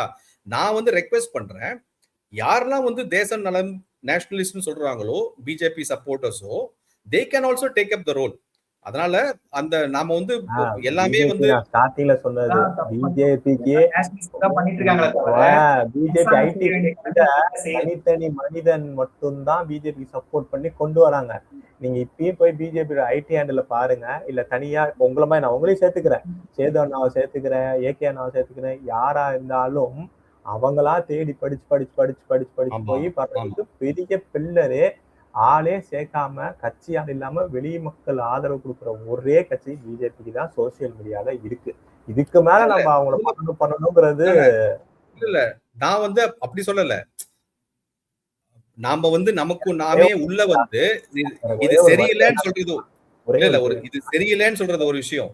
இந்த ஆன்டி இன்குபன்சிங்கிறது வெளியில போய் இப்ப சப்போர்ட்டர்ஸ்க்கு வந்துருச்சோ, நீங்க இந்த ஒரு விஷயம்லாம் விட்டுருங்க. நான் இதெல்லாம் ஓகே, இப்ப நடக்கும், போராட்டம் நடக்கும், அதெல்லாம் மீண்டு வந்தவர் தான் மோடி. மோடி அவர்களே வந்து ஒரு போராட்டத்திலிருந்து வந்தவர் தான். இல்லைன்னா அவரே பிரதமரா வந்திருக்க மாட்டார். சீஃப் மினிஸ்டர் எப்ப ஆனிச்சுன்னா அங்க ஒரு பெரிய பிரச்சனை வந்துச்சு, வாப்பானாரு, அதெல்லாம் பார்த்தவர் தான், வந்தவர் தான். இதெல்லாம் அவருக்கு வந்து பிரச்சனை இல்லை. பட் இந்த ஆன்டி இன்குபன்சி, அந்த குமுறல் வந்து சப்போர்ட்டர்ஸ் சேர்ந்து வருது. அதனாலதான் ஒரு பிரச்சனையோ அப்படின்னு பிளேஸ் ஆஃப் வொர்ஷிப் ஆக்ட், இல்ல சிம்பிளா சொல்லிடுறேன், பிளேஸ் ஆஃப் வொர்ஷிப் ஆக்ட் என்னாச்சு இன்ன வரையும் பெரிய முட்டுக்கட்டை. அது வந்து ராமஜென்ம பூமி முடிஞ்சிச்சுன்னா ஓகேவா, காசி பக்கத்துல இருக்க ஞானவாபி என்ன ஆச்சு, மதுரா அவங்களோட கோரிக்கையில பெரிய முட்டுக்கட்டையா இருக்கு. எஜுகேஷன் ரிஃபார்ம்ஸ் நாங்க வந்தோடனே நம்மளோட தலைவர்களை பத்தி தான் நம்ம பெருசா கொண்டு வருவோம் அப்படின்னு சொல்லி வந்தோம். என்ன ஆச்சு, இன்ன வரையும் அருந்ததிராயும் இவங்க சொல்றது தானே நிறைய இருக்கு, எதையுமே நம்ம வந்து கொண்டு வர முடியல. அடுத்தது நீங்க சொல்ற மாதிரி இன்ஃபர்மேஷன் எதுவுமே மாற்றப்படவே கிடையாது. நான் ஒரு மினிஸ்ட்ரி இல்ல, ஒவ்வொரு மினிஸ்ட்ரியிலுமே ஒவ்வொரு பிரச்சனைகள் இருக்கு.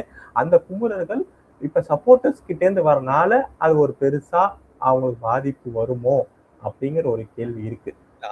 அதுக்குதான் நான் பதில் சொல்ல வரேன். நானு குறை இருக்கா அப்படின்னா குறை இருக்கு, அதை யாருமே வந்து மறுதளித்து பேசவே இல்லை. எல்லாத்துலயுமே ஸ்கோப் ஃபார் இம்ப்ரூவ்மெண்ட் ஒன்று இருக்கு, நம்ம கிட்டயும் இருக்கு, கவர்மெண்ட் கிட்டயும் இருக்கு, மோடி அமித்ஷால இருந்து எல்லார்கிட்டயும் இருக்கு. இம்ப்ரூவ்மெண்ட்ல கவர்மெண்ட் இருக்கணும்ல, அதுதானே சொல்றோம், பண்ணுங்க. இல்ல அங்கதான் ட்ரஸ்ட் ஃபேக்டர்னு ஒண்ணு வரணும். இப்போ என்னால முடியுமா முடியாதா, நான் வந்து மாறுவேனா மாற மாட்டேனா அப்படின்ற அந்த ட்ரஸ்ட் ஃபேக்டர்ல தான் வந்து அந்த நமக்கு தெரிஞ்ச விஷயத்த மட்டும்தான் நம்ம பேசணும். நமக்கு தெரியாத விஷயங்கள் நிறைய இருக்கு. நாம வந்து உட்காந்துக்கிட்டு வந்து அஜித் தோவலும் அமித்ஷாவும் நிதின் நபீனும் மோடியும் உட்காந்து என்ன பேசினாங்கன்னு நமக்கு தெரியாது, ரைட்டா? சோ அந்த மாதிரி தெரியாத விஷயங்களை பத்தி தான் நம்ம நிறைய ஒரு இந்த கெஸ் ஒர்க் அண்ட் இந்த அதெல்லாம் ஒரு தனியா இருக்கும். நான் இப்ப சொல்ல வந்தது என்னன்னா, அது பிஜேபியோடைய யூஎஸ்பி. ஒரு விஷயம் வரும்பொழுது அதுல இருந்து மீண்டும் தன்னை ஸ்ட்ரெங்தன் பண்ணிட்டு வர்றது வந்து பிஜேபியோடைய யூஎஸ்பி. அதுதான் பிஜேபி சப்போர்ட்டர்ஸ் ஒரு பேஸா எடுத்திருக்கு. அந்த ட்ரஸ்ட் வந்து என்னைக்குமே ட்ரஸ்ட் டெபிசிட் ஆகக்கூடாது அப்படிங்கறதுதான் ஒண்ணு. இது ஏன் ஆகிறோம் அப்படிங்கிறதுக்கு தான் அந்த நரேட்டிவ் வார், அந்த ஈகோ சேம்பர்ஸோடைய இதை சொல்றேன். பிகாஸ் உங்களை வந்து ஒரு காக்னிட்டிவ் வாரா உங்க மைண்டை வந்து அங்க நோக்கி நகர்த்துறாங்க. இப்ப இன்னைக்கே இந்த டாபிக் நம்ம பேசுறோம்னா, the background behind this is that மோடியோடைய ஸ்டேச்சரையும் அவருடைய இதையும் வந்து ரொம்ப கீழே இறக்கி வரணும். நாளைக்கு இப்படியே கொஞ்சம் கொஞ்சமா ஒரு படிக்கட்டு நிலையில இறங்கி அவங்க சக்சஸ்ஃபுல்லா ஆனாங்கன்னா என்ன நடக்கும் தெரியுமா?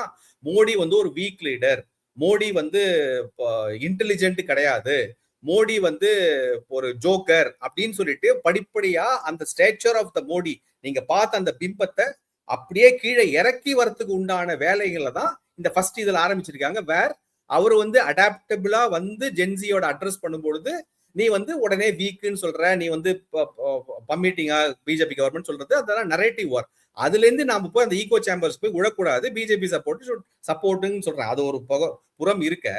செகண்ட் வந்து what I want to tell was, இந்த ஃப்ளோல எனக்கு அந்த பாயிண்ட் மிஸ் ஆயிடுது. about that run up to that next 3 years they are planning. ஒரு இப்ப நீங்க சொன்ன அந்த பில் எல்லாமே வந்து it is there in that pipeline, அவங்க கொடுத்ததுல இருக்கு, இல்லாத நடுவுல உள்ள வருது எஃப்சிஆர். இப்ப என்ன ப்ராப்ளம்னா, you need a constitutional amendment பண்ணும்போது உங்களுக்கு 2/3 மெஜாரிட்டி இன் லோக்சபா ராஜ்யசபா தேவைப்படுது. 2/3 மெஜாரிட்டி வரத்துக்கு உண்டான விஷயம் வந்து ராஜ்யசபால through that background elections and இந்த சீட்ல வருது, ரைட்டா? பிளஸ் லோக்சபா இதுல வந்து இவ்வளவு ஸ்டேட்ஸ்ல நெக்ஸ்ட் எலெக்ஷன் வருது, யூபி வருது, குஜராத் வருது, பஞ்சாப் வருது. சோ அதுக்கு தனித்தனியா காய் நகர்த்துறாங்க, அதுக்கு உண்டான கூட்டணி அலையன்ஸ் வைக்கிறாங்க. அதுக்கேத்த மாதிரி ஒரு ஸ்ட்ரக்சர் எடுத்துட்டு வராங்க. சோ நீங்க நினைக்கிற மாதிரி எடுத்தோம் கவுத்தோன்னு எடுத்தோன்னே இப்போ இன்னைக்கு பாருங்க எவ்வளவு கஷ்டப்படுறாங்க. இந்த பெனால்டி ஆக்ட வந்து இன்னும் ஸ்ட்ரெங்தன் படுத்துறதுக்கு வந்து கஷ்டப்பட வேண்டியிருக்கு 2/3 மெஜாரிட்டிக்கு. I mean, I'm talking about how the opposition disturb பண்ணிட்டு 2/3 மெஜாரிட்டி இல்ல, பட் எப்படி டிஸ்டர்ப் பண்றாங்க. FCRA பில் எடுத்துட்டு வரதுக்கு டிஸ்டர்ப் பண்றாங்க, உமன்ஸ் ரிசர்வேஷன் பில் எடுத்துட்டு வந்து டிஸ்டர்ப் பண்றாங்க, டீலிமிட்டேஷனுக்கு டிஸ்டர்ப் பண்றாங்க. சோ இதுக்கு எல்லாம் காரணம் என்னன்னா அகைன் பொலிட்டிக்கல் அந்த கெயின் வரணும். அந்த பொலிட்டிக்கல் கெயின் வரணும்னா இந்த ஸ்டேட்ஸ்ல வின் பண்ணணும், அலையன்ஸோட கொஞ்சம் கொஞ்சம் விட்டு கொடுத்து மாத்தணும், சப்போர்ட் வாங்கணும். அதை பண்ணும்போது பில் வரும், பில் பாஸ் பண்ண பிறகு ஸ்ட்ரெங்தன் ஆகும், அதுக்கப்புறம் நெக்ஸ்ட். சோ இப்படிதான் ஸ்ட்ரக்சர். எடுத்த உடனே நம்ம இதை விமர்சனம் 1000 உண்டு, நானும் எனக்கும் நிறைய விமர்சனம் இருக்கு. பட் அந்த விமர்சனம் பண்றதுனாலேயே நாம வந்து நம்மளே மட்டுப்படுத்திக்க கூடாது, ஒரு அந்த நரேட்டிவ்ஸ்ல நாமளும் போய் உள்ள மூழ்கிடக்கூடாதுன்னு சொல்றதுதான் என்னுடைய இது. அதுக்காக நான் யாரையும் சப்போர்ட் பண்ணல. Scope for improvement is there, but we are not doing badly. Okay, பாப்போம். நீங்க சொல்ற மாதிரியே இப்பதான் அதுக்கான பேச்சு தொடங்கிருச்சு. இது மத்திய தலைமையும் தமிழக தலைமையும் என்ன நடவடிக்கை எடுக்க போறாங்கன்னு இவ்வளவு நேரம் 2 பேரும் நம்ம தளத்துக்கு வந்து பயந்தமைக்கு ரொம்ப நன்றி. நல்லதே நடக்கும். வாழ்க வளமுடன். ஜெய் ஹிந்த்.